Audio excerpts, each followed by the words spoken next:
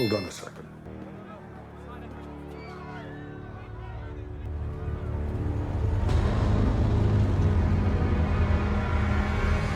You're being hailed, sir.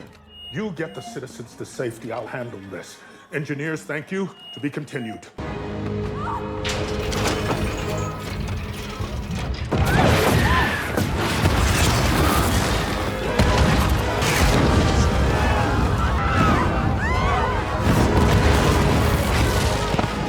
Gorian shard. I knew that Corsair looked familiar. The voice sounds like Grief Karga, but all I see before me is a pampered nobleman dressed for the pomp of his wedding feast. Nevarro is now under the protection of the New Republic. You are no longer under the protection of Moff Gideon. The New Republic can't even protect the Mid-Rim from the pirate nation. Don't hail me again unless it's to surrender. We have to get the people to safety. Send out a directive immediately. Let's go!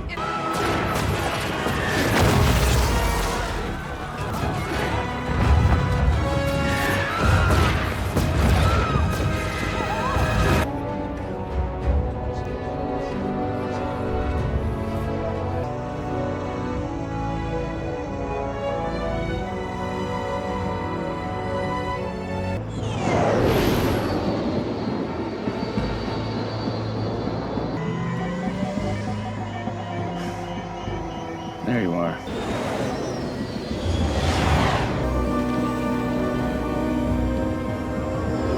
Captain Carson Teva, Adelphi Rangers. I have a time-pressing matter to attend to. How did you manage to find us? Mandalorians pride ourselves on our secrecy. Someone I served with in the rebellion is amongst your rank.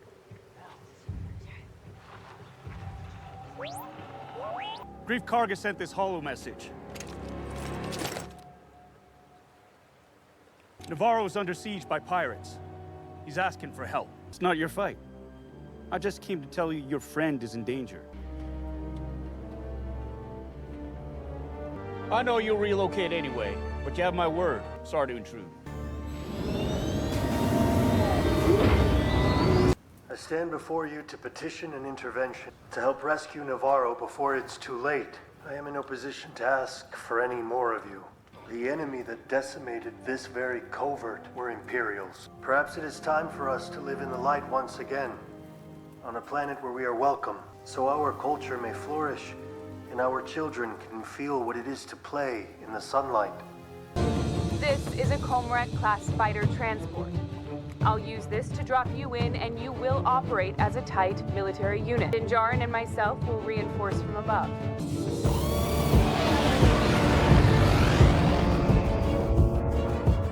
It has aerial bombardment capabilities. The N-1 will distract the Corsair and her snub fighters as we drop in to liberate the planet below. You lived there once, hiding in the sewers. But now, you can be heroes.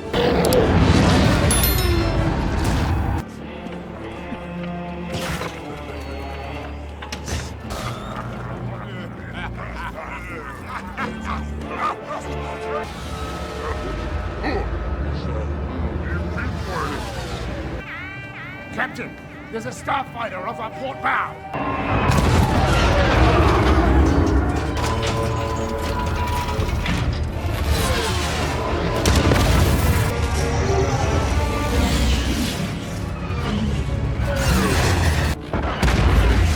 Blast that ship! Understood.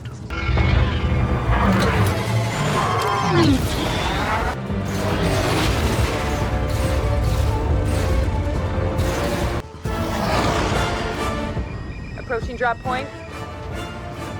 First team, prepare to drop.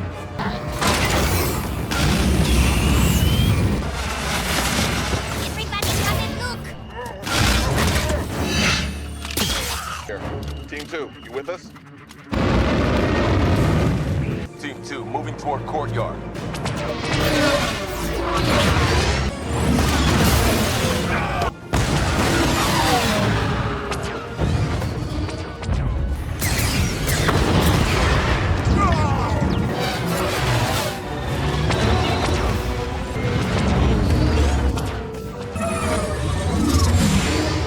When we talk about the Mandalorian Creed, it's easy to get lost in broad concepts: honor, loyalty, duty. But the real power of this philosophy comes alive when we see it embodied in actual people.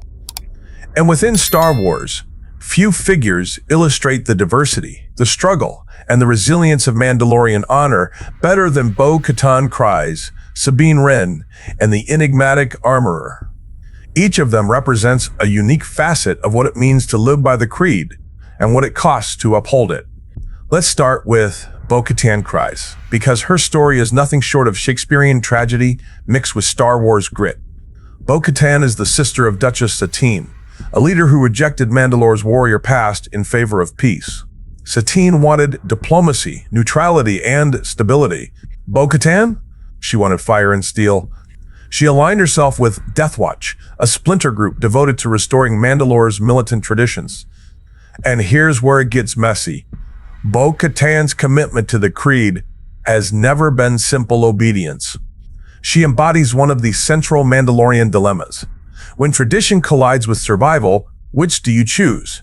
When Darth Maul seized the Darksaber and claimed Mandalore, Bo-Katan refused to kneel. Think about that. In Mandalorian culture, the Darksaber is the ultimate symbol of leadership. To many, possession of the blade equaled legitimacy. But Bo-Katan couldn't stomach following a Sith outsider. She broke ranks, proving that for her, honor wasn't blind loyalty. It was about protecting the integrity of her people's identity. Fast forward to Star Wars Rebels and beyond. Bo-Katan reluctantly accepts the Darksaber from Sabine Wren, becoming Mandalore's leader. Critics might say she sidestepped tradition since she didn't win it in combat.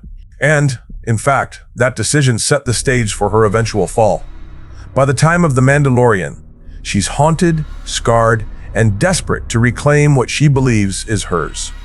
Bo-Katan teaches us this. The Creed isn't just about following rules. It's about reconciling the weight of history, the burden of leadership, and the cost of every decision. She embodies the struggle of a people torn between rigid tradition and the need to adapt. And honestly, that's what makes her fascinating. She's flawed, she's stubborn, but above all, she's still standing. If Bo-Katan is the face of political and military Mandalorian honor, Sabine Wren is the soul of creative defiance within the Creed. A member of the Ghost Crew in Star Wars Rebels, Sabine gives us a completely different angle. She's not just a soldier, she's an artist. Her armor, painted in vibrant colors, customized with her identity, her emotions, her artistry. For Sabine, the Creed isn't about erasing individuality. It's about expressing it. Now, here's where her story cuts deep. Sabine grew up within the Imperial Academy, where she was manipulated into creating weapons that were later turned against her own people. That betrayal left her broken, estranged from her family, and carrying the weight of unbearable guilt. So, how does this connect to Mandalorian honor? Because Sabine embodies the fight for redemption. She doesn't just run from her mistakes, she actively seeks to make them right. She takes up the Darksaber, not because she wants to rule, but because she knows Mandalore needs a leader, and she's willing to bear that responsibility until she finds someone worthy. That someone, of course, turns out to be Bo-Katan. And here's the lesson Sabine brings to the Creed: honor isn't static. It's not just about obedience or tradition, it's about justice. It's about standing up against tyranny, even when the odds are impossible. And sometimes, it's about forgiving yourself and reclaiming your place in a community you thought you'd lost forever.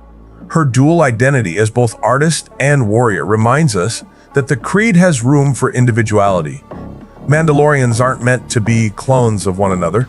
They're warriors bound by honor, but each interprets that honor through their own lens. For Sabine, her paintbrush is just as much a weapon as her blaster.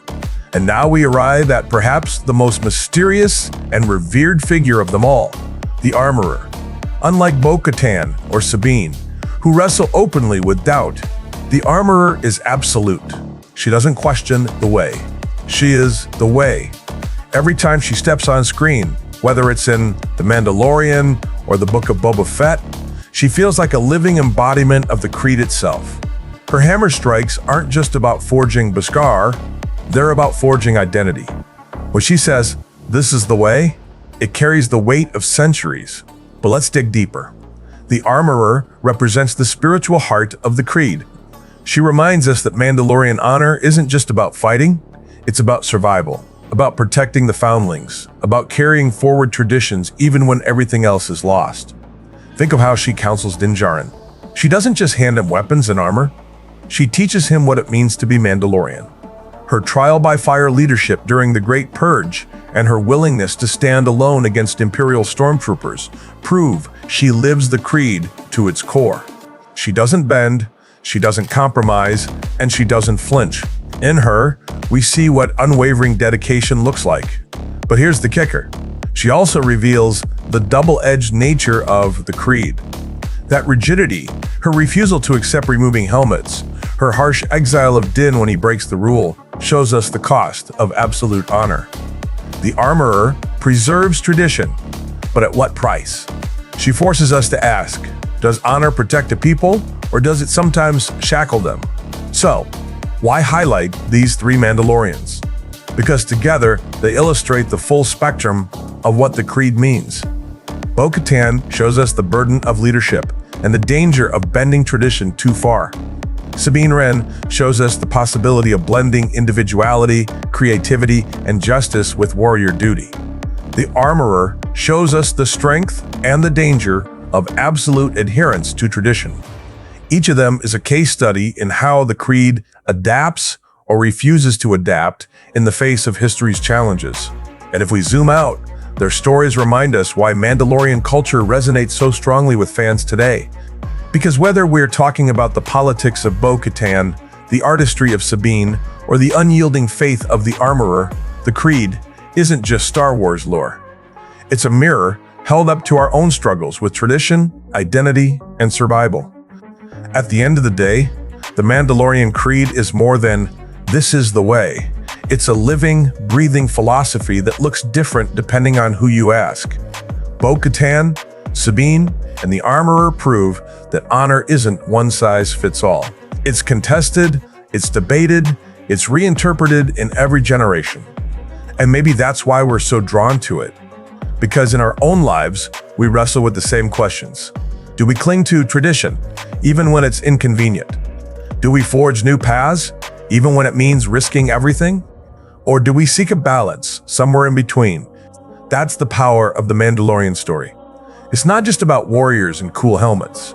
It's about the fight to define honor, identity, and survival in a galaxy that never stops testing you. And in that struggle, we find reflections of ourselves,